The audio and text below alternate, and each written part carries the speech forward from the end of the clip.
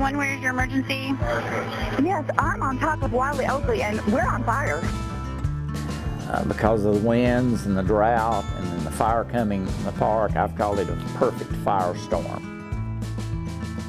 Right now, my life is upside down, and it will be for some time to come. If you weren't there, you didn't go up on the mountain, you have no clue. It was a living hell up there. Evacuate, go up 321 towards Newport. Towards Food City? Yes, and just keep going. It was unpredictable. No one knew that it was coming that direction. Like spontaneous combustion, just went up in flames.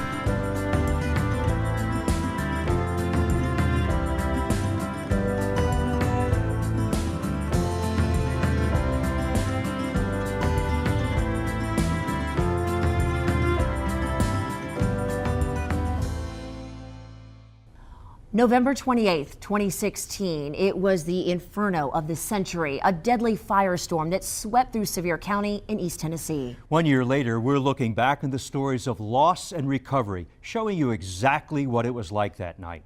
You'll also hear people expressing frustration and forgiveness. We're sharing this story with you tonight, but unlike you've ever heard before, because we're not telling you this story, you're going to hear directly from the people who lived through it.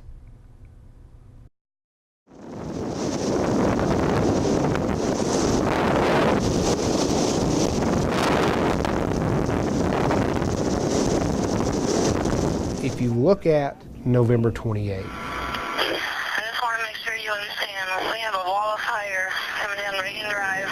It's a short nature trail, multiple buildings. you don't know what you don't know. If you have units on Wildfires Drive, they need to leave right now.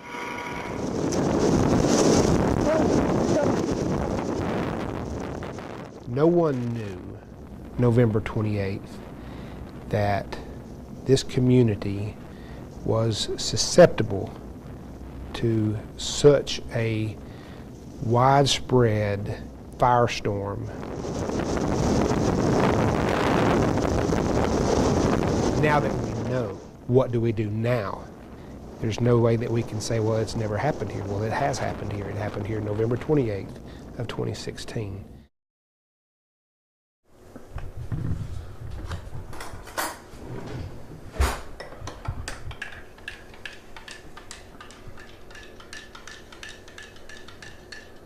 My mom was a very outgoing person, very loving. She loved her family. She loved us very much. She worked hard when we were younger. My dad died when I was very young, when I was 13. My little brother was 2. And she worked 2 jobs and did the normal mother thing. She just took over and kept going. I remember from being a child when I was 9, 10 years old, coming up here, coming to Gatlinburg with Mom and Dad. It's the first memories I have of Gatlinburg. When we moved here, my mother had hip surgery and moved in with me so I could kind of watch over her, and she loved Gatlinburg. We both did. Well, of course, it was right after Thanksgiving, so we had the busiest time of the year for me. I work retail. Busily working, going through Black Friday. We knew the fire was there. The fire had been going for several days already up on top of the mountain, and we knew that there were wind warnings, so we knew the possibilities were there. Never thought it was ever going to get as bad as it possibly, as it actually did when it was all said and done. Little did we know that was the beginning of the end when those winds hit that and did what they did. She called me about 8:30 and screaming the house was on fire. Of course, I told her to get out, and I left work right then, trying to get to her. I knew that the last thing she heard me say was, "I'm on my way." I never thought Chalet Village could be totally in flames. By the time that I got there, I got about 1.5 miles up the road and couldn't go any further. The fire was just too intense. Well, for me, honestly, it's all a blur. I don't remember a whole lot that night after it was over. I don't remember talking to people. James and Lyle's mother, Alice Hagler, you haven't been able to contact her. You guys just came in from Savannah, Georgia. James, you've been living with Alice for the past 5 months. You said the last time you talked to her Monday night. Explain that conversation. But we've been talking for several hours on and off. The main part for me was, like as I said, was a blur. I don't remember. I remember bits and pieces, you know, little things, and I remember people hugging my neck and talking to me, and just, you know, going and getting a pair of jeans. And there's a lot of work still to be done, but I do. I've been able to live every day and enjoy every day, and try to put my life back together and do again what my mom would want me to do. She would want me to move on, and she would want me to be happy. I have memories. And that can't be taken away. I lost everything in the fire, I lost pictures, lost everything I had, but I'm still alive. I'm still here, and she would want me to carry on. I still go up and say a prayer and talk to Mom. I always will. But it's, again, it's a part of healing for me, to go back up there.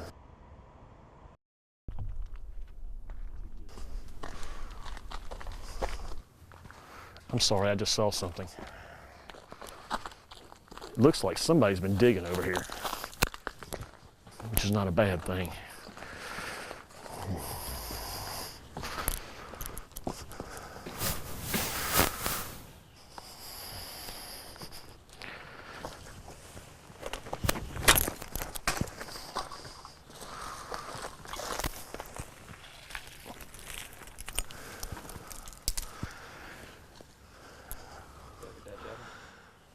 That's the first total piece. Somebody's been digging over here.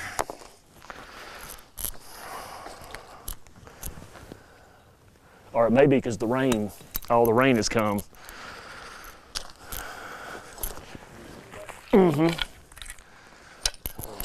Ah.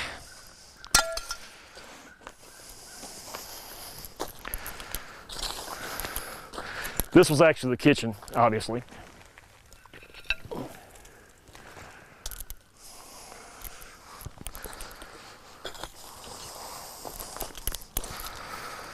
Sorry, I know it doesn't seem like much, but you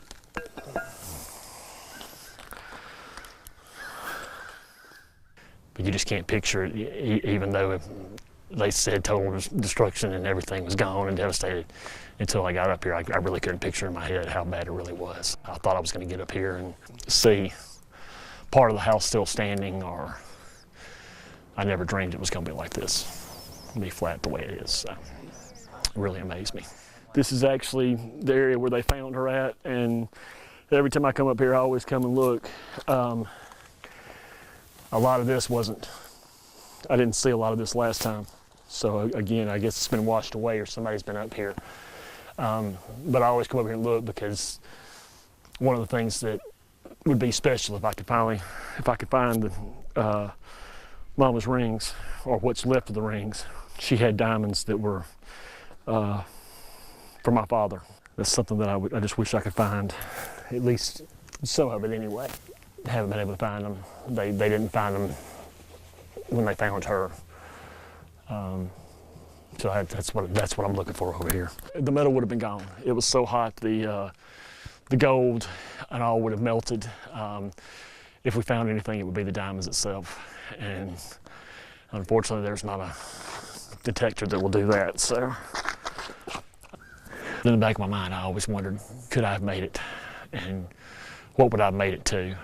And of course, once I got here and saw it, I know that even if I had made it here, I don't think there's much I could have done once I got here.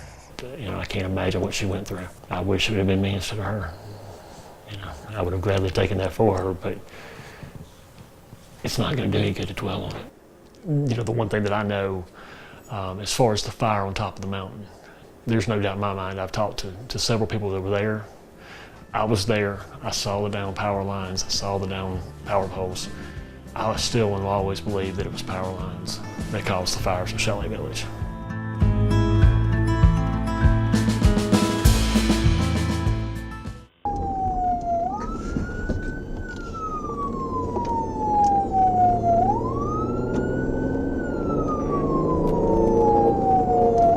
This whole city's on fire, dude. Jesus.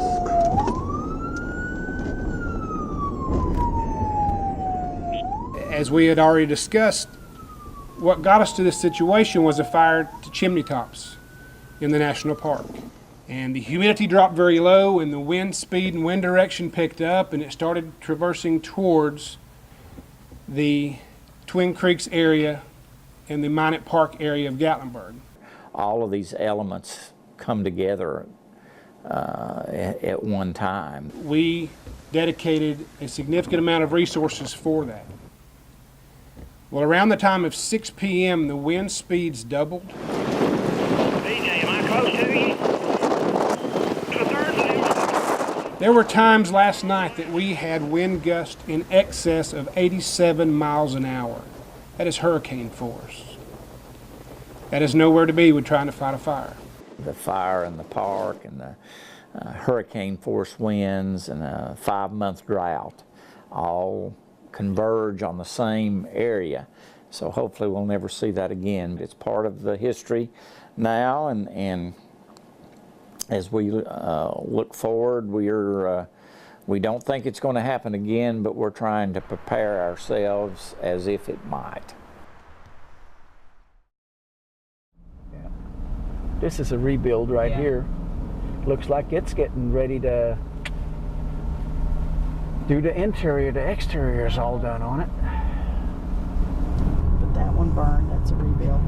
Living in a resort area like we do, most of the cabins and homes here have specific names that have been passed on from previous owners or families to the new owners. And our house was called Little Bear. And we didn't change it. It was just that cool mountainside European A-frame chalet that we dreamed of having.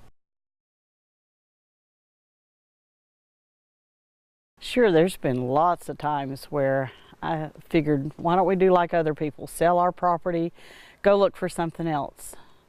But my heart is here. I'm used to it now. It bothered me in the beginning, but now that it's been almost a year, I'm used to it. I'm just ready to start rebuilding. Out of rock, front was right there, and then this, you can kind of tell down here where the foundation was, or where the piers were standing. Oh, looky here, I just found one part of my machete. I was really pretty much in denial the whole day. The smoke at Ober-Gatlinburg really never got that bad because the prevailing wind was coming down the mountain and pushing it down into the valley. So up at Ober, we didn't have the same intense smoke that we had downtown, that people experienced downtown or even over here at the house. When she texted me and told me that they were putting out a fire over here, her and our neighbor putting out a fire, that's pretty much when it got really real. Eventually, Ober-Gatlinburg got the call out to evacuate Ober. Everybody from up there went down the mountain, straight down Ski Mountain Road, but I tried to get across the mountain to come from Ober over to here to our house. Run into a fire crew on Garrett Lane.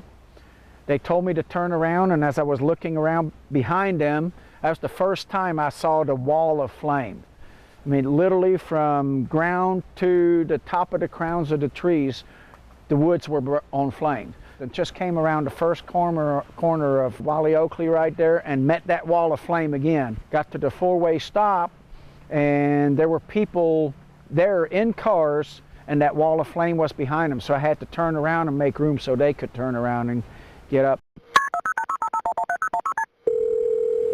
911, where's your emergency? There's been rare times in my life that I've had to dial 911 if I've heard a car go off the road or something. And when the flames started, my first thought was, if we don't make it, somebody needs to at least have a history that we were here in the timeline of what's going on. And I tried to call 911. Have you ever tried to do that with adrenaline in your fingers, coming out your fingernails? And I couldn't figure out why nobody was picking up. And then I'd look at the number that I dialed, and it was about 6 9s and 7 1s, however many numbers you could, because I could not control the speed of my finger trying to just dial 3 simple numbers. It took me 3 times to finally get 911 dialed. And I just basically said, we have flames at this location, this is the address, we're trying to put them out, just wanted somebody to know, I know you all are overwhelmed. And the person on the other end was very calm and said, yes, you need to leave. If you still have egress out of your neighborhood, you need to leave as soon as you can. And we caravanned following each other down to Wiley Oakley, which at that time we didn't know was already engulfed in flames too. And as I drove this car down through the flames, I kept thinking, if the tires melt, I guess I'll just roll the rest of the way with gravity through the flames and hopefully make it down to the spur area where I can find help. And by the time I got down there, it was just a rolling parking lot of cars coming from Westgate, coming from Gatlinburg, coming from Wiley Oakley Drive, and everybody was at a standstill because the spur was already blocked with trees that were burning and had fallen. I didn't see the house burn, and I'm glad that I left before that, because I know some people have had to experience that part. Yeah, I saw the pictures. I really didn't want to see it. I really didn't want to see it. I really feel, and I still do today, that me being able to look at the pit in the ground and knowing that all my stuff was gone that following day, and everybody else had to wait at least a week before they got to go look at their property. It takes a healing process to set into place, and I was privileged to be able to start that healing process the same day basically when it went down.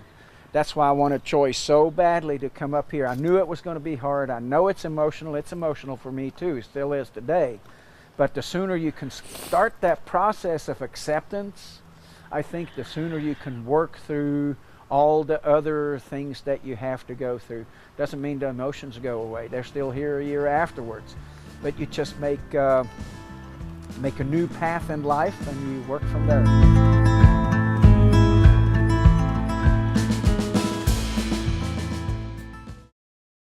We're trying to edge our way down, but we can't see. I've got people head up there. Hold on for me, okay? Oh, please help us. Honey, God, we can't see the road or anything. We've had wildfires. We've had wildfires that's destroyed homes, but we've always been able to contain them. We've had wildfires during times when it was very dry, but we never had all of those events come together like it did that night.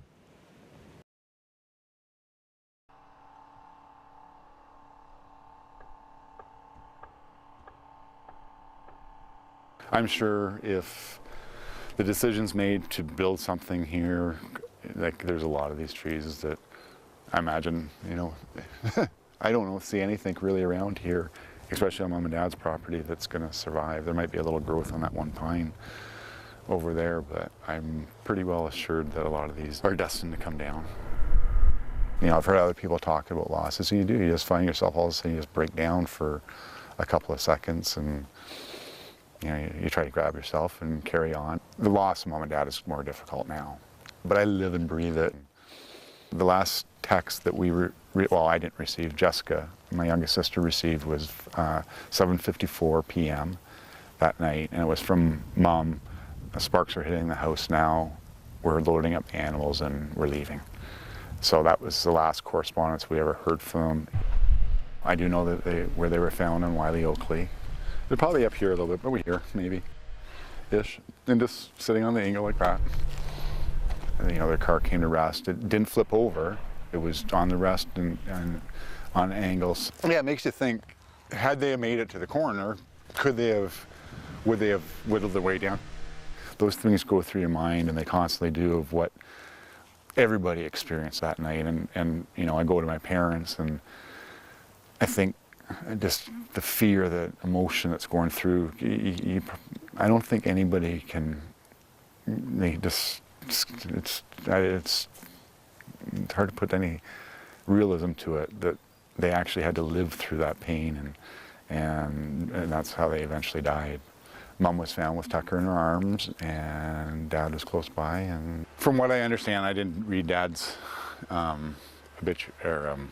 autopsy, but they talk about me hit by a car. And if you're walking on a street and you can't see anything, and an individual says, well, yeah, you know what, he probably did get hit by a car. That does not surprise me. That's realistic. That the following Tuesday, in my office, it was your television station that I streamed on the internet. You know, each day the number of structures affected by the blaze goes up. Today the number is about 1,000 cabins, homes, and businesses either destroyed or damaged by Monday's wildfire. I was really optimistic at that time. I didn't, you know, in my head, my parents aren't going to die from a fire. I mean, that's what my entire life, them around doing it. It's not possible. Personally speaking, in my opinion, they should not be dead right now. They should have been evacuated hours before, and this may have been the same results. Probably would have been. But at least we wouldn't have 14 people dead.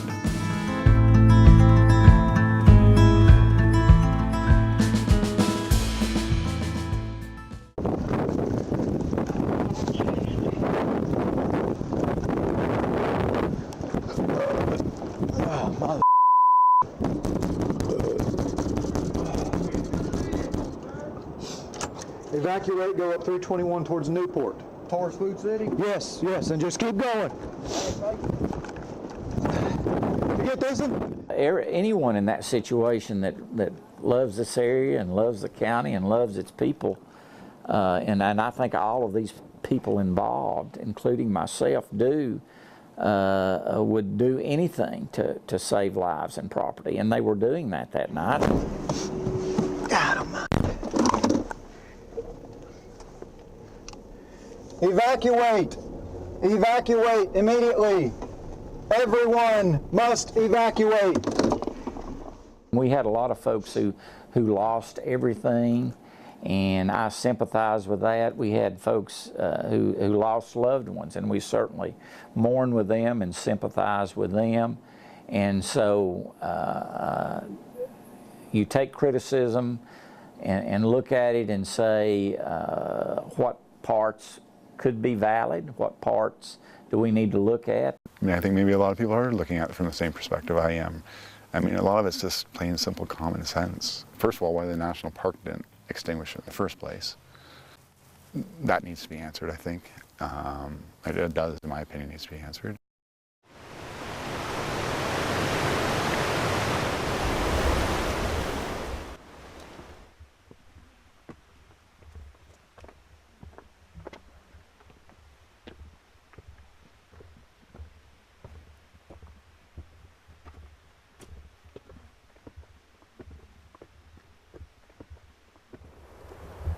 And so the point of origin, again, was up here, the chimney tops where we're headed. But if you look at the entire park, 522,000 acres, this area encompasses about 2% of the park.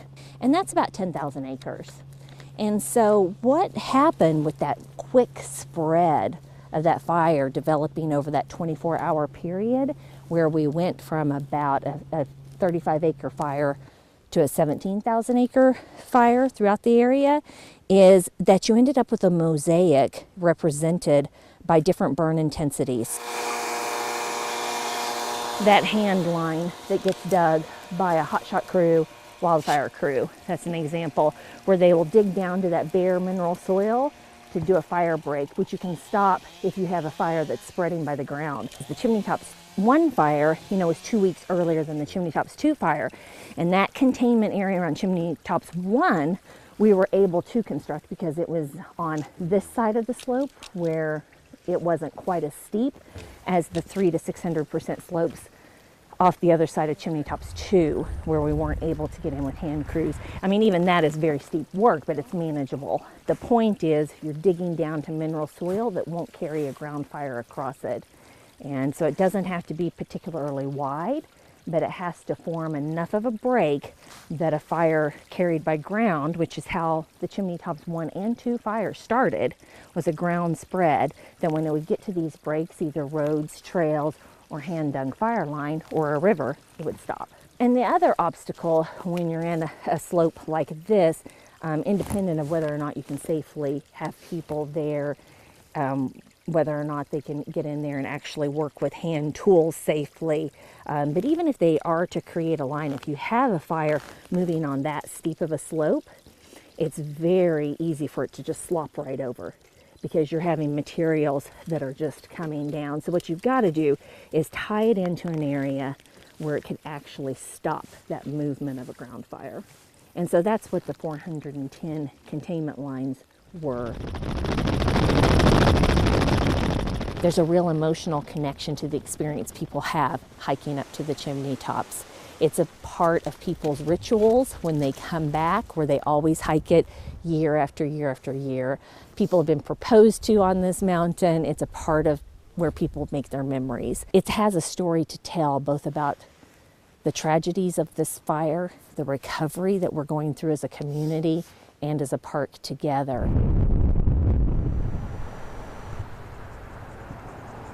Well, there's two aspects of it. I mean, Sevier County is, you know, I was raised here, been here all my life, and certainly love this area in the mountains, but from the physical standpoint, to have the mountains in the county like we have, and the beauty that we share with so many millions from around not just this country but around the world. It's such a special place because of those mountains, and that God has given us the beauty we have, and all of the wildlife and the vegetation and everything that comes with that. It's certainly a beautiful place to live, and a wonderful place to live. I've always said it's, in my mind, the most beautiful place around because of all that.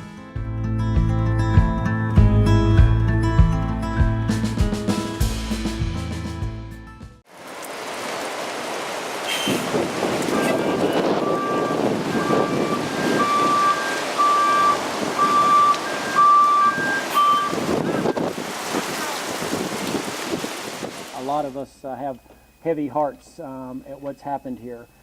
This is the largest fire in the last 100 years of the state of Tennessee. It was unpredictable. No one knew that it was coming that direction. And it all happened that evening when the winds went significantly higher than they were even forecast to go. Then you've got all of this blowing embers and trees falling, and then were there all of these other ignition points. You knew the wind conditions. You knew what to expect. An 8-hour window from 6 p.m. to 2 a.m., over 2,500 structures caught fire. That's more fires in one 8-hour window than some firefighters will see in 2 or 3 careers. Well, I think they have to accept responsibility for not following what I perceive from what I know policy on a fire that initiated in the federal parkland, how they effectively handled that incident. And these are all intended to make sure people are A, accountable, and B, so it doesn't happen again.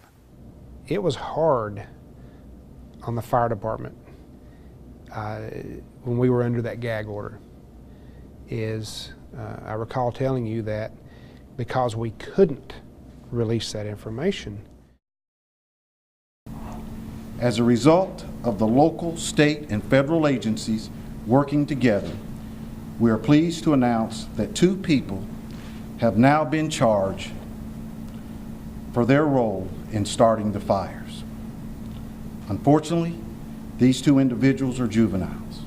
The DA's office being very clear they cannot answer any questions, including their gender or their ages at this point. The only information we were really able to get this afternoon is that they are from Tennessee, but not from Sevier County. At this point, we don't know exactly what led to their arrest or if they are cooperating with officials. It was all, and it's in here. I'll quit looking at just a moment. All right, so see it. I had a lot of different things laying on my desk I worked on last night. I need to show you why I do what I do and let you read it. Rule 3.8 of the Tennessee Rules of Professional Conduct. Special responsibilities of a prosecutor. And there's a copy of it. And it says here that it is my duty as the elected prosecutor for this district to discourage investigators, law enforcement personnel, and other persons assisting or associating with the prosecutor in a criminal matter from making a statement that I couldn't make otherwise. We had a matter in juvenile court. And in juvenile court, I can't talk about what goes on in juvenile court.